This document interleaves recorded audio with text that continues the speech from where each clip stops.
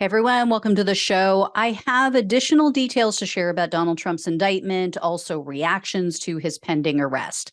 Really interesting stuff. So it's being reported that Trump was indicted on more than 30 counts related to business fraud. Some news outlets have said that it's 34 counts, but we won't know for sure until we read the document on Tuesday, because that's when he's going to be arraigned in a New York court. That's going to happen at 2:15 p.m. Eastern time next Tuesday.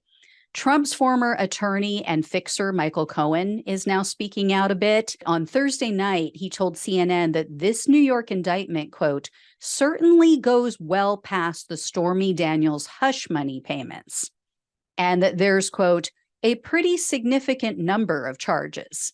Now, Cohen wouldn't confirm or deny the specific number of charges when he was asked about the 34, but he stated, quote, it's a lot of counts. No matter how you want to slice it, 34 is a lot of counts. So let's see what these charges are, and then we can all come back and we can all sit down and try to figure out more information. So, perhaps Jennifer Weisselberg was telling the truth. Maybe when she exited the DA's office a few weeks back, she actually wasn't lying. Who knows? It's also being reported that the district attorney wanted Trump to turn himself in today, but the Secret Service quashed that idea because they didn't have enough notice to plan for security.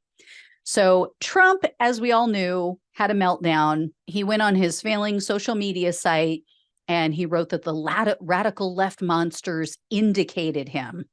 Yeah, they indicated him, guys. They didn't indict him. They indicated him. So apparently he has nothing to worry about if he was just indicated. So, but by all accounts, Trump and his team were completely caught off guard by this. Some of his attorneys even planned to go on vacation because remember, the news was circulating that the grand jury was taking a couple of weeks off. And even Trump advisor Boris Epshteyn is said to have convinced Trump that he wasn't going to be indicted at all. So that could account for him telling his wacko Waco rally attendees that the case had been dropped. I mean, he literally just said that at his Texas rally last weekend. And there's also been some interesting activity around Trump's longtime chief financial officer, Alan Weisselberg. He is currently sitting in Rikers Island, for crimes he committed along with the Trump Organization. And it's been rumored that the Manhattan district attorney is trying to use the threat of additional charges against him and more prison time to pressure Weisselberg into finally flipping on Trump. Well, now it's been revealed that Weisselberg's attorneys from his previous tax fraud case are no longer representing him.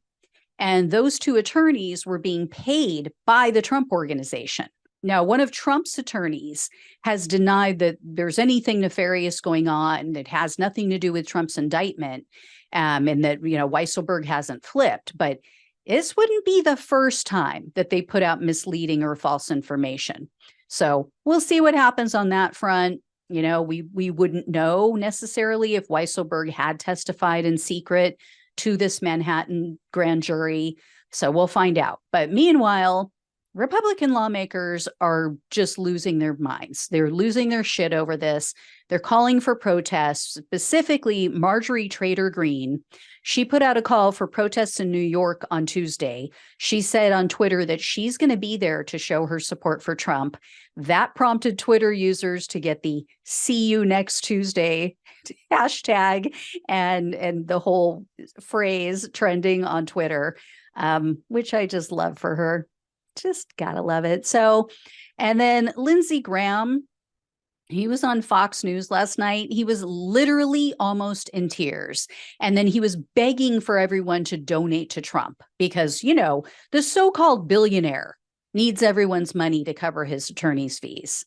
And then over on right-wing message boards and social media sites, as you would imagine, they're going out of their minds. They're calling for civil war. They're calling for violence against DA Alvin Bragg, Attorney General Merrick Garland for some reason. There's also, as we would expect, a lot of racism, sexism, anti-Semitism being spewed out of their vile pie holes. And on the Donald.win, which really helped to amp up January 6th, one user wrote, quote, "This cannot go unpunished. The DA needs to pay dearly." Another person wrote, quote, "None of this will stop unless there is blood in the streets." And then others claim that this indictment is being used to distract everyone from the shooting in Tennessee, where the shooter was a part of the trans community. And one person asked, quote, "Can't we put a bounty on Bragg's head?" And the same person suggested, quote, "Time to fight lawlessness with lawlessness." No, this is quite the opposite of lawlessness. Lawlessness is what we've lived with Donald Trump for the past 7 years. And confirming that they are just completely clueless about anything, another person stated, quote, "Garland should be assassinated," as if he has anything to do with this. And then others agreed with these violent ideas. One user stated, quote, "The unjustified prosecution of President Trump is state terrorism. Respond to terrorism with terrorism." And then another person wrote, quote, "Hopefully it will be remembered as a day of slaughter." And of course, there are numerous calls for war, civil war, 1776. And then you have keyboard warrior and infamous shit stirrer, convicted felon, Ali Alexander out there. He got in on the action. He wrote, quote, "You want to raise me an indictment? I'll raise you a civil war. I'll raise you World War III. I'll raise you a cap in your ass." Yeah, this is the guy that goes running off and hides under a bed anytime someone wags a finger at him. He's pathetic. Even mainstream media figures, though, are trying to stoke tensions. A Fox Sports columnist told his audience, quote, "I hope every other man out there watching this show, I hope you're ready for whatever's next. If that's what they want, let's get to it."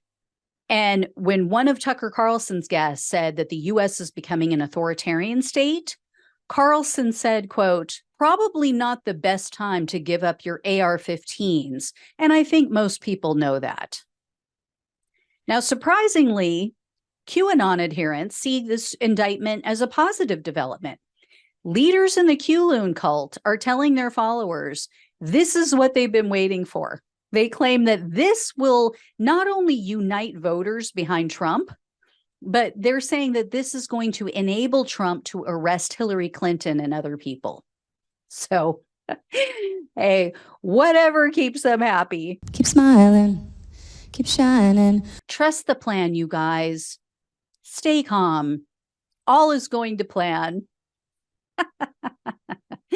Anyway, if I hear any more, I'll let you guys know. Thank you so much for watching and listening. Please like, share, and subscribe. Please donate if you can. I love you guys. Take care, and I'll talk with you soon.